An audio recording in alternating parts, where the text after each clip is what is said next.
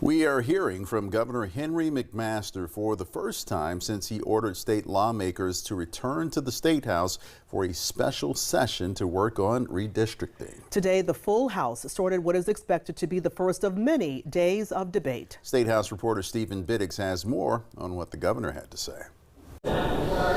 There is a heightened security presence here at the State House as House lawmakers started their first day of debate on redistricting. A vote was not held, but we expect one early next week.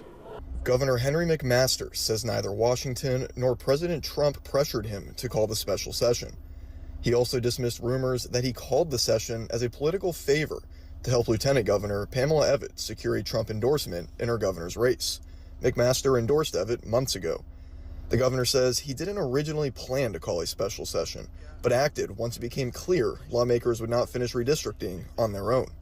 He also warns that if Democrats win the House in the midterms, they will likely move to impeach President Trump, as they did during his first term. We're living in a dangerous time. We need to have a president who's functioning, have Congress that's functioning, and we here at home have to be satisfied with our representation.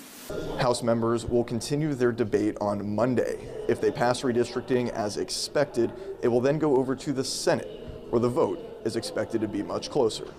Reporting at the State House, I'm Stephen Biddix.